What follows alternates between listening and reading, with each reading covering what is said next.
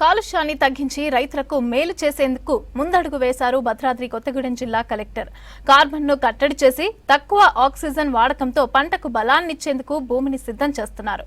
పనికిరాని వ్యర్థాలను ఉపయోగించి చిలకకు బలాన్ని అందించే ఉపాయాన్ని కనిపెట్టారు. జిల్లా కలెక్టర్ ఆలోచనతో రూపుదిద్దుకున్న బయోచార పైన ప్రత్యేక కథనం.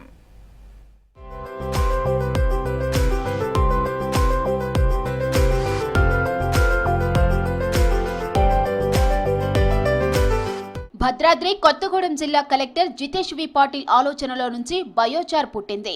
వ్యవసాయ పనుల ప్రారంభానికి ముందు ఎండాకాలంలో పొలాల్లోని వ్యర్థాలను తగలపెడుతుంటారు భద్రాద్రి కొత్తగూడెం జిల్లా రైతులు. దీనివల్ల చుట్టుపక్క ప్రాంతంలోని గాలి, నీరు కలుషితమవుతుంది. ఈ నీరు సాగుకు పనికిరాకుండా పోతుంది. తాగేందుకు ఉపయోగపడటం లేదు. ఈ ప్రభావంతో మూగజీవాలతో పాటు మనుషులు వ్యాధుల బారిన పడుతున్నారు.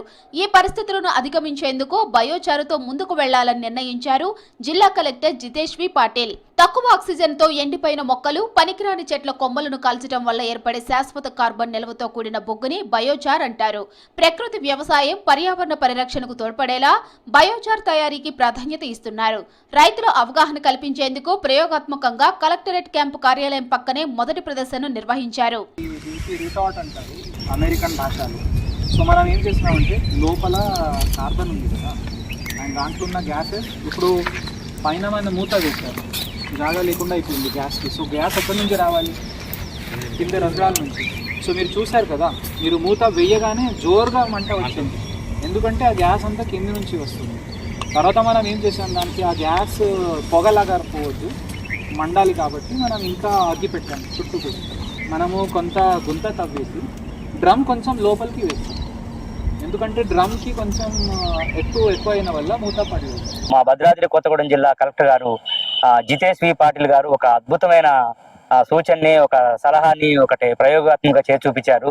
అదేంటంటే ఒక 3 వరలు తీసుకొని ఒక డ్రమ్ము పెట్టుకొని, అంటే ఒక 2 మందు కట్టల రేటుతోనే ఒక పరికరాన్ని తయారు చేసుకుంటే, అందులో మనం ఇప్పుడు పత్తి పంట సాగు చేసిన తర్వాత పీకేసేది, లేదా మిర్చి పంటను సాగు చేసిన తర్వాత పీకేసే కట్టె ఏదైతే ఉందో అందులో వేసి తగలబెట్టేసి, అంటే బొగ్గుగా మార్చి, పూర్తిగా తగలబెట్టకుండా బొగ్గుగా మార్చి దాన్ని కనుక పొలంలో తల్లేసుకుంటే అద్భుతమైన సేంద్రియ ఎరువు తయారవుతుంది. బయోచారుని తయారు చేసే విధానంలో ముందుగా ఒక ఖాళీ డ్రమ్ తీసుకొని దాని కింద భాగంలో గాలి ప్రవేశించేలా రంధ్రాలు చేశారు.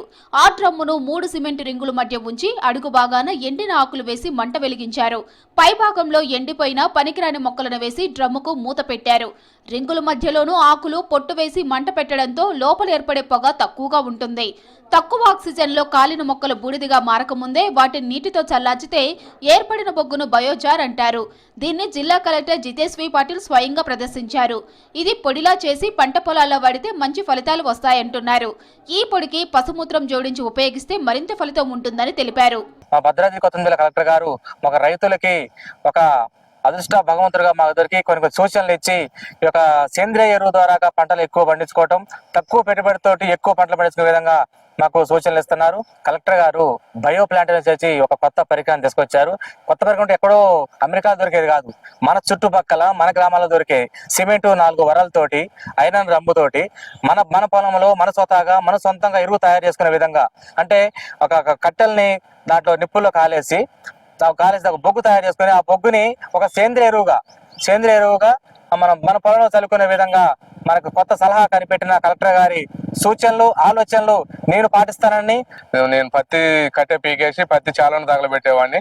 అయితే కలెక్టర్ గారు ఏం చెప్పారంటే 4 వరలు ఒక డ్రమ్ము తీసుకొని ఆ పత్తి కట్టని చాలా కాకుండా మన వరలో వేసి తగలబెట్టేసి ఆ బొగ్గుని మొక్కలు వేయడాక మొక్కలకు బొగ్గుని మన ఎరువు రూపాన వేస్తే బలం అని చెప్పారు. బయోచార్ అనేది పంట మిగులు, ఎండిపోయిన మొక్కలు, చెట్ల కొమ్మల వంటి జీవ పదార్థాలను తక్కువ ఆక్సిజన్ ఉన్న పరిస్థితిలో కాల్చి తయారు చేసే ప్రకృతి మిశ్ర పదార్థం. ఇది శాశ్వతంగా కార్బన్ నిల్వ చేస్తూ నేల ఆరోగ్యాన్ని పెంపొందించే గుణాలు కలిగి ఉంటుంది. బయోచార్ వల్ల మట్టిలో జీవ పదార్థం పెంపు, నీటి నిల్వ సామర్థ్యం మెరుగుదల, ఎరువుల అవసరం తగ్గింపు, వాతావరణ మార్పుల ప్రతికూలతను తగ్గించే శాశ్వత కార్బన్ నిల్వ, నేల స్థిరంగా ఉండేలా చేయటం వంటి ఉపయోగాలు ఉన్నాయి. గ్రామ స్థాయిలో చిన్న బయోచార్ యూనిట్లు ఏర్పాటు చేస్తే రైతులకు ఆర్థికంగా లాభదాయకంగా ఉండటమే కాకుండా స్వయం ఉపాధికి మార్గం సుగమం అవుతుంది. ఇది ప్రకృతి వ్యవసాయాన్ని ప్రోత్సహించే ఉత్తమ మార్గంగా నిలుస్తుంది.